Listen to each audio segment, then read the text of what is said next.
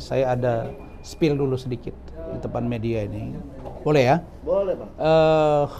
Pertama, kita mengapresiasi apa yang dilakukan oleh KPK terhadap OTT. Setidaknya kemarin dalam satu hari ada 3 OTT.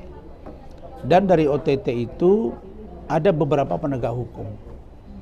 Ya, di antaranya ada oknum dari kejaksaan.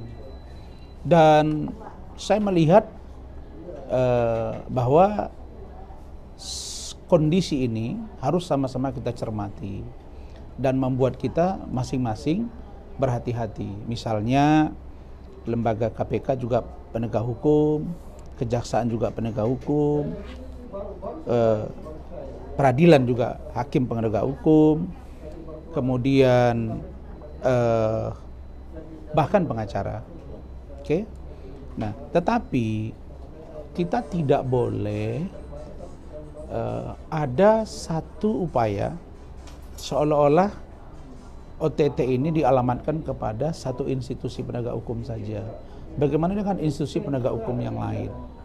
Nah, katakanlah kepolisian atau lembaga lain. Jadi saya kira kalau ini didorong-dorong ke polisi atau ke lembaga lain, ini nggak fair, gitu. Ini nggak fair.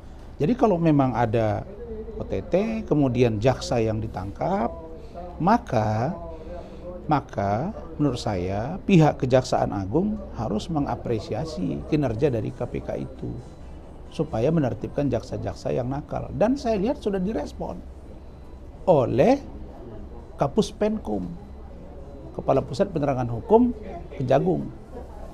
Dan tetapi ada suara-suara sumbang juga yang kita dengar seolah-olah ya kenapa kok hanya jaksa, kenapa tidak ikut polisi.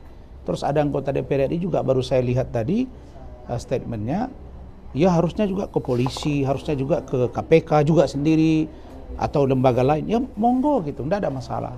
Tapi yang saya katakan equality before the law, kesamaan di mata hukum sebagai konsepsi hukum dasar kita dalam style Europe Continental ini harus benar-benar konsentrasi dalam pembinaan lembaganya masing-masing.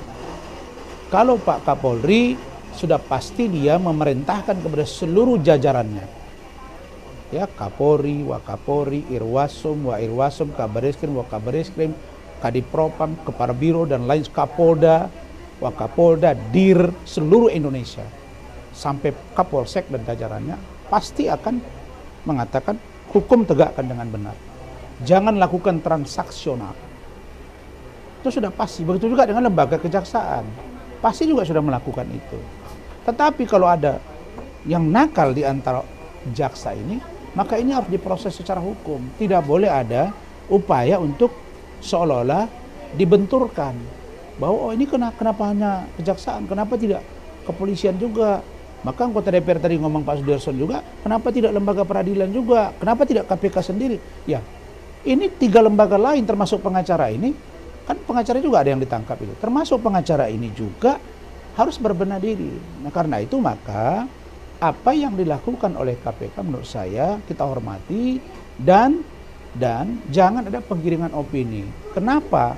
Supaya kita berdiri tegak untuk kebenaran hukum itu sendiri, bukan karena kepentingan orang lain.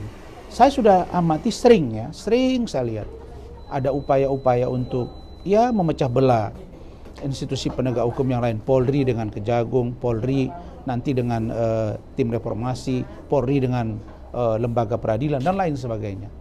Nah, kalau kita mau fair juga misalnya di terkait dengan tugas dan kewenangan dari TNI. Misalnya ada lembaga, bagaimana kalau TNI berkasus? Apakah dibawa ke peradilan umum atau peradilan militer? Nah selalunya kita lihat kan ada peradilan militer. Maka menurut saya di TNI pun perlu dilakukan reformasi. Jadi tidak hanya melulu pada satu institusi. Saya melihat bahwa kok ada ya semacam ketidaknyamanan melihat sebuah institusi, katakanlah Polri. Ini tidak boleh terjadi. Masalah ketidakpuasan, saya juga banyak tidak puas, tapi caranya harus konstruktif. Jadi itu pesan saya, mari kita jaga institusi penegak hukum termasuk diantaranya Polri, agar kita sama-sama memantau dan membina anak buah. Jangan misalnya ada masalah di lembaga kita salahkan lembaga lain, itu tidak boleh. Demi apa? Demi tegaknya hukum di Indonesia. Tuh.